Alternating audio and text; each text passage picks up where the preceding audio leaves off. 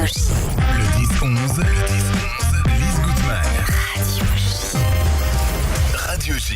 Les invités de Lise Gutmann. Radio J.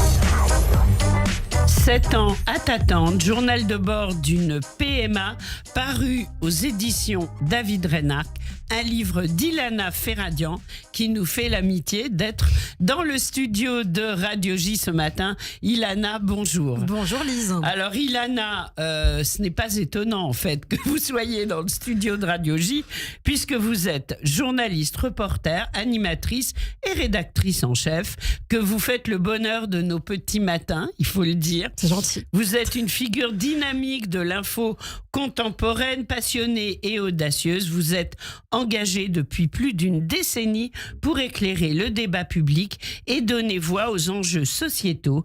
7 ans à t'attendre, c'est votre premier livre et ça n'a rien à voir avec l'actualité. En fait, ça a à voir avec votre actualité et celle de nombreuses femmes et de nombreux couple. Vous nous racontez dans ce livre Au jour le jour, sans filtre, le parcours éprouvant de la procréation médicalement assistée, la PMA, des examens intrusifs, des montagnes russes plus qu'émotionnelles, une solitude terrible face à un système médical froid, et puis l'amour, l'humour et la rage de vaincre.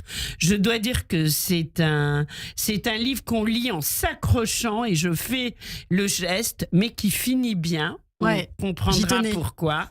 Un journal intime bouleversant.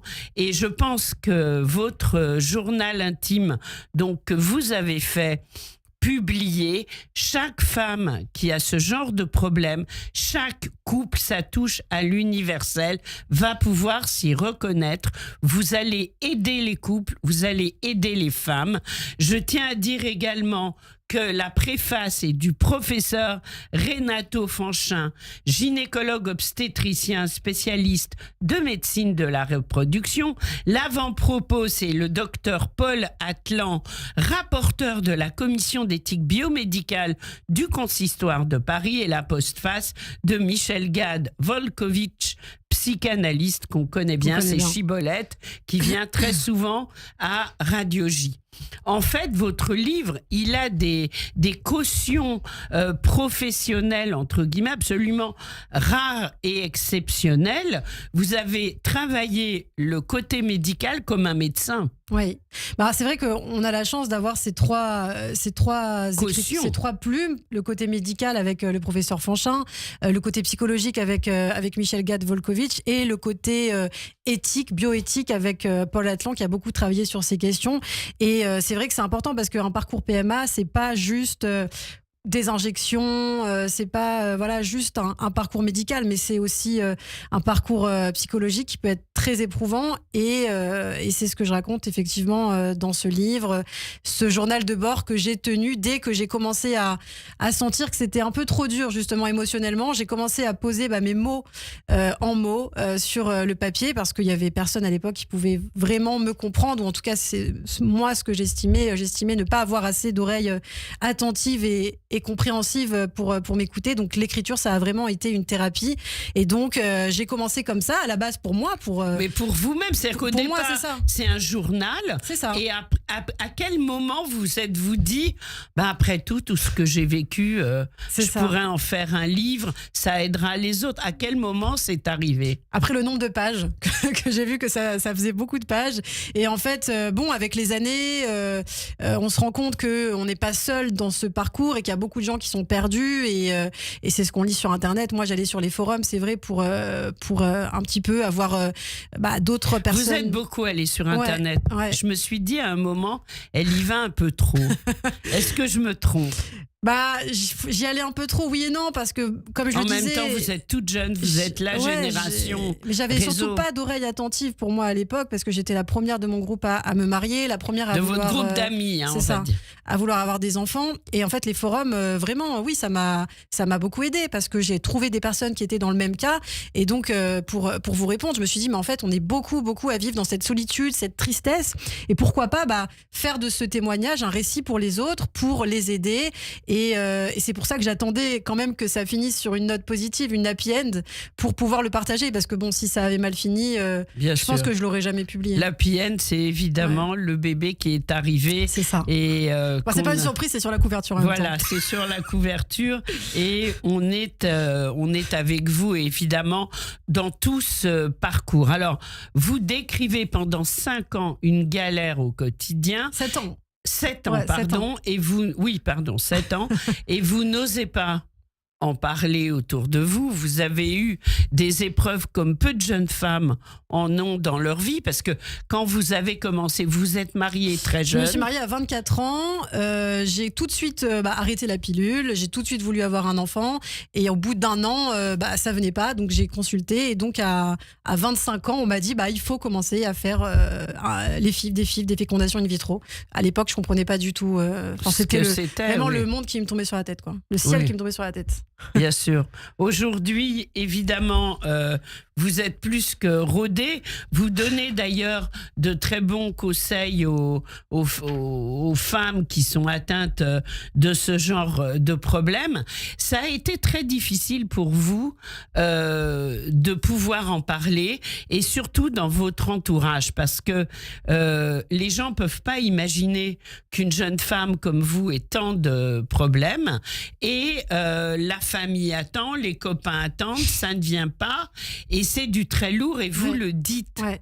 Pour moi, ça, c'est plus dur encore que tout ce qui est médical, que vraiment le parcours médical, c'est-à-dire vraiment cette pression sociale, finalement, comme je le dis. Je ne sais pas si c'est une pression qu'on s'impose ou qu'on nous impose, c'est-à-dire toutes les réflexions. Alors le bébé, c'est pour quand on est marié en plus depuis longtemps, et encore plus dans la communauté, dans certaines communautés, la communauté juive, mais aussi chez les musulmans, etc., des communautés qui sont très pieuses.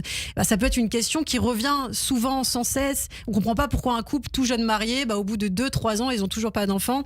Et donc c'est une sorte de pression finalement inconsciente, et c'est très, très difficile à vivre. Alors après, il y a toutes ces réflexions, il y a ses amis qui s'éloignent, ses amis entre guillemets, parce que moi je me suis rendu compte que finalement j'avais très peu de vrais amis qui s'intéressaient à moi, et donc ça c'est encore plus difficile. Vous avez vraiment perdu des amis? Oui, beaucoup. Oui, c'est hallucinant. C'est vous qui étiez en galère. Il y a beaucoup d'anecdotes, c'est-à-dire par exemple j'avais une amie, elle m'a dit un jour, le jour où je tomberai enceinte, tu seras pas heureuse pour moi. Des choses comme ça.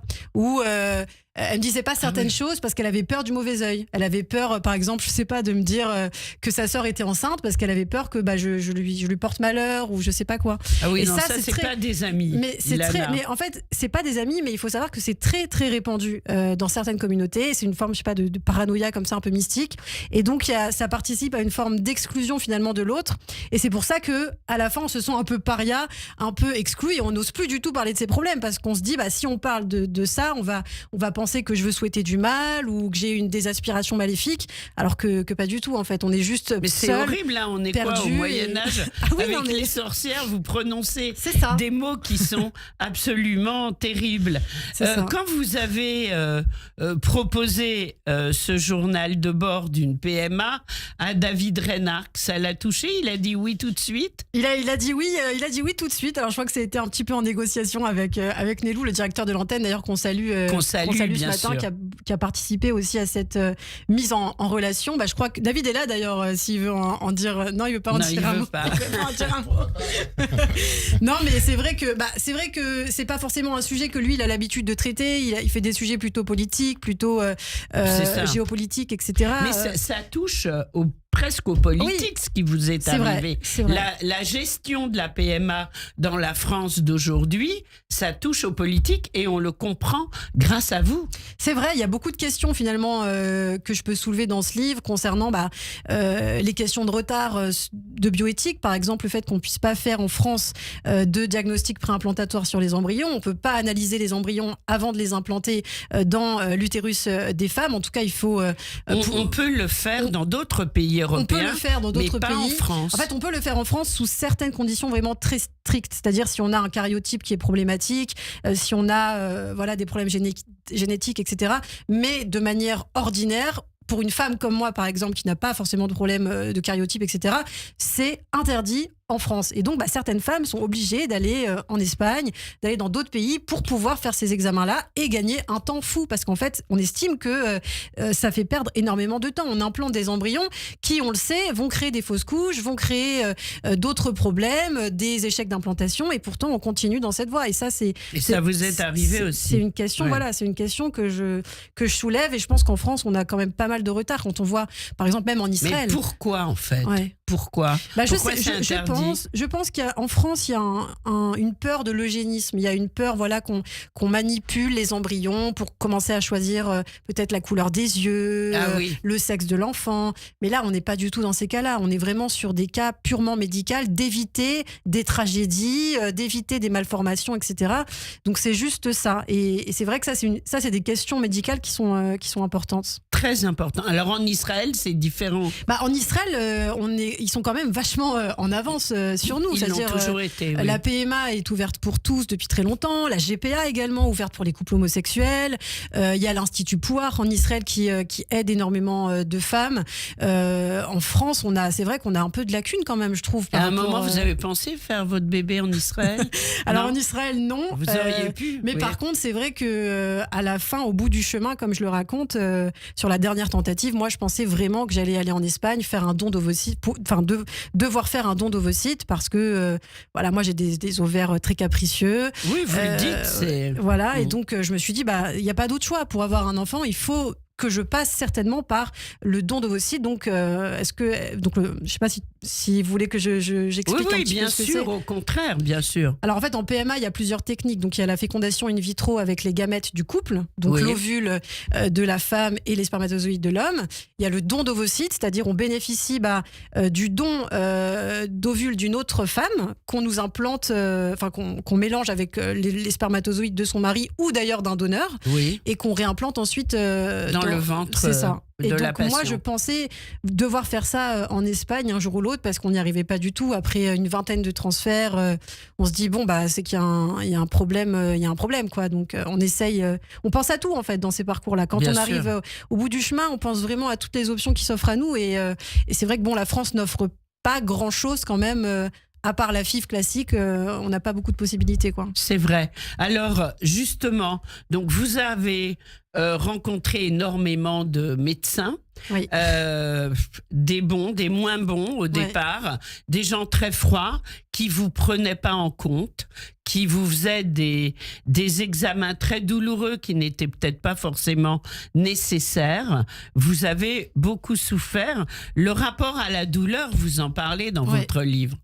Déjà, je parle de l'endométriose. Donc pour certaines auditrices qui nous connaissent, certains auditeurs même, peut-être conjoints de femmes qui ont des endométrioses, l'endométriose, c'est quand même une maladie qui est une affliction qui est quand même... C'est un calvaire tous les mois. Tous les mois, oui. Alors après, il y a différentes sortes d'endométriose. Il y a différentes sortes d'endométriose. Il y a l'adénomiose, etc. Et c'est vrai que ça crée au moment des règles des douleurs intenables au niveau du bassin, à se tordre de douleur. Certaines femmes ne peuvent pas du tout aller travailler, par exemple. Ça, il y a ce rapport-là déjà à l'endométriose. Et puis, effectivement, après, quand on est dans un parcours PMA, on fait beaucoup d'examens. Et c'est vrai que moi, j'ai fait beaucoup d'examens qui m'ont vraiment fait mal. C'est-à-dire l'hystérographie, l'hystéroscopie. J'en venais aux larmes, quoi. C'était terrible. Et en fait, on se rend compte aussi que chaque femme est différente. C'est-à-dire, une femme peut avoir certaines douleurs lors d'un examen et pas une autre. Et en fait, du coup, quand on demande conseil, par exemple, il y a une personne qui va venir me voir et va me dire est-ce que ça fait mal ? Moi, je vais lui dire oui, mais une autre personne va lui dire non. Donc en fait, c'est toi et ta chance. C'est personnel, oui. C'est ça. C'est personnel et c'est un rapport à la douleur qui est différent chez chaque personne. Après que ce soit douloureux ou pas, on subit. On subit, bien sûr. Et puis moi, j'étais prête à tout subir, quoi. S'il fallait faire une biopsie tous les 4 matins. Vous avez une ténacité, une volonté comme personnellement j'ai rarement vu et qu'on ressent tout au travers de votre livre. Ce livre, donc c'était un journal, vous l'avez repris pour le faire éditer. Quel a été le moment peut-être pour vous le plus difficile dans la relecture ? Je me suis posé la question parce que moi il y a un moment où j'étais mal pour vous, encore plus. Ouais. Disons que c'est vrai que je l'ai lu, je l'ai relu, je l'ai re-relu pour que ce soit vraiment parfait. Il y a beaucoup de moments difficiles, alors je vais pas spoiler forcément l'histoire, non plus, mais c'est vrai quand on traverse des drames, des tragédies, il y a tous les souvenirs qui remontent. Et par exemple pour l'anecdote, mon mari, c'est vrai qu'il a relu le livre et il y a un passage qui l'a beaucoup ému, il a pleuré, il m'a dit, donc forcément ça fait mal, mais en même temps on se rend compte. Mais votre mari, on en parle, il a été là tout le temps pour vous. C'est extraordinaire. C'est un peu le héros de ce c'est livre. Le héros, un peu, mais vous aussi, vous êtes une héroïne, je peux le dire. Après avoir lu ce livre comme il fallait, je peux vous dire qu'Ilana Ferradian, c'est une héroïne. On a David Reynard qui voulait assister à l'émission discrètement, mais il est avec nous et il a une question, quelque chose à nous dire. Non, c'était juste pour dire qu'au-delà de l'aspect de l'histoire particulière d'Ilana, oui. C'est un texte vraiment sans filtre, sincère. Il est comme elle, sincère, authentique.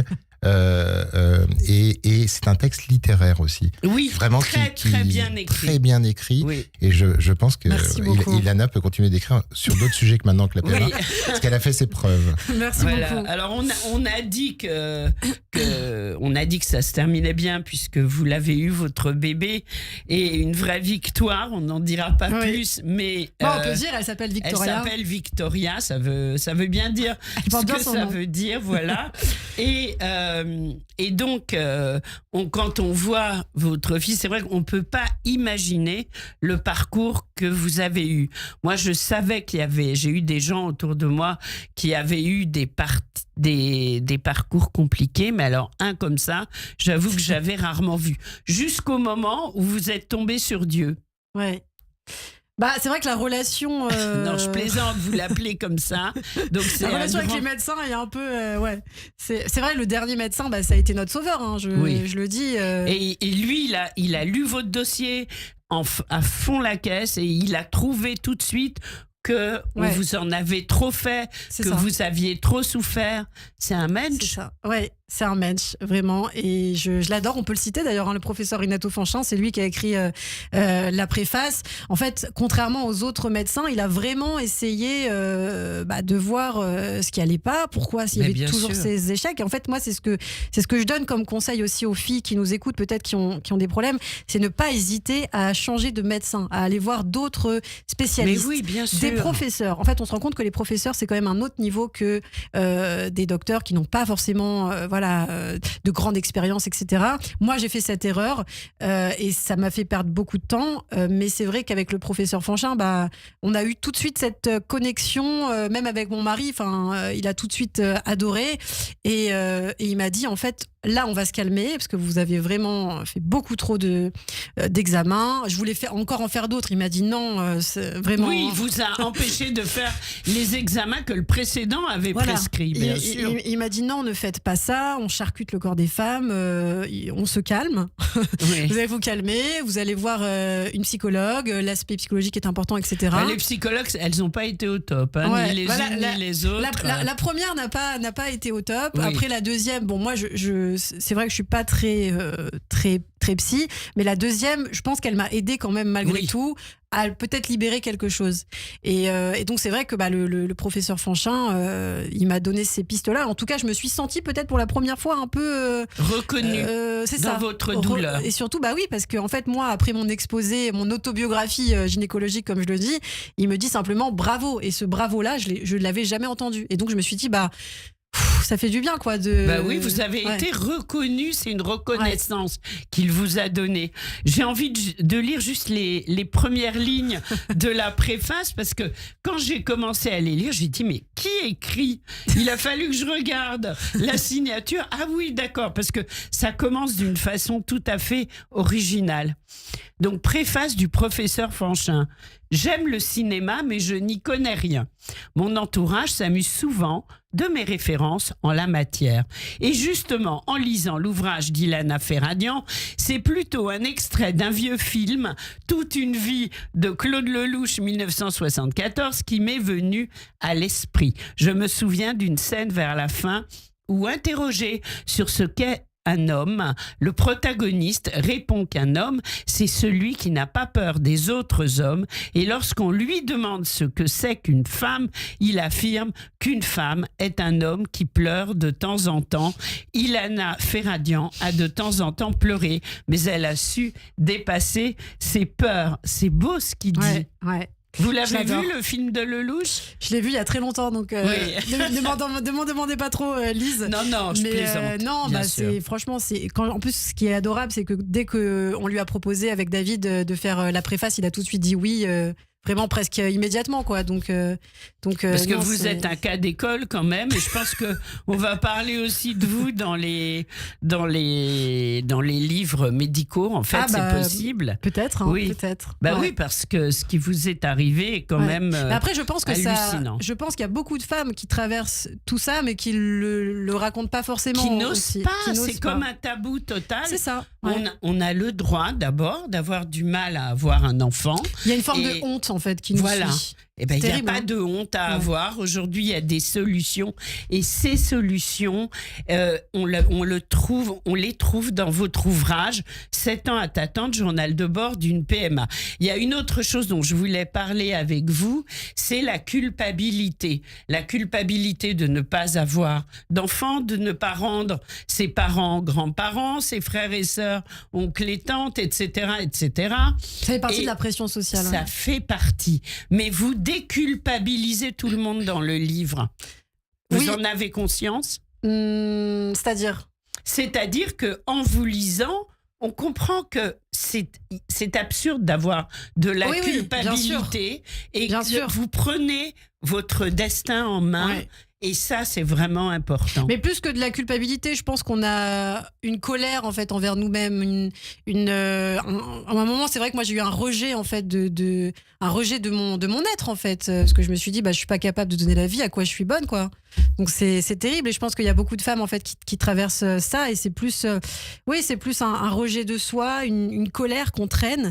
Mais voilà, après si je peux dire quelque chose en tout cas aux femmes qui nous écoutent et qui attendent ce bonheur-là, c'est qu'une fois qu'on a ce bonheur dans les bras, on oublie tout, toute la colère part, toute la rancœur part et on fait de ce voyage en PMA une véritable force quoi. Ça va être le mot de la fin. Ilana Ferradian, 7 ans à t'attendre, journal de bord d'une PMA paru aux éditions David Reynard.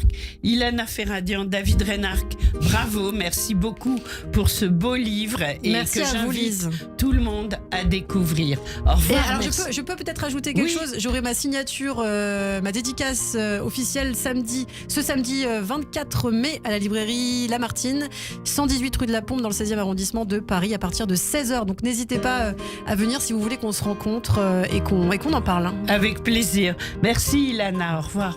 Prendre un enfant par la main pour l'emmener vers demain, pour lui donner la confiance en son pas, prendre un enfant pour un roi. Vous écoutez Radio J. Radio J. Le 6-9, Ilana Ferradian. Tous les matins à 7h45 sur Radio J, Christophe Barbier. Je vous retrouve tous les matins dans le 6-9 d'Ilana Ferradian avec un invité politique chaque jour. C'est le Barbier du matin. C'est tous les jours à 7h45 sur Radio J. Bonjour, c'est Ilana Ferradian. Vous connaissez ma voix depuis une dizaine d'années maintenant, mais pas forcément mon histoire. Cette histoire, j'ai décidé de vous la raconter sans filtre, à travers mon livre « 7 ans à t'attendre, journal de bord d'une PMA ». Je m'y livre sans tabou, sur mon infertilité, à travers les nombreuses suives que j'ai dû endurer pour avoir ma fille, parce que c'est un sujet qui touche énormément de femmes et de couples dans la communauté. J'espère vous donner de la force et de l'espoir. 7 ans à t'attendre, journal de bord d'une PMA, aux éditions David Reynard. Radio J.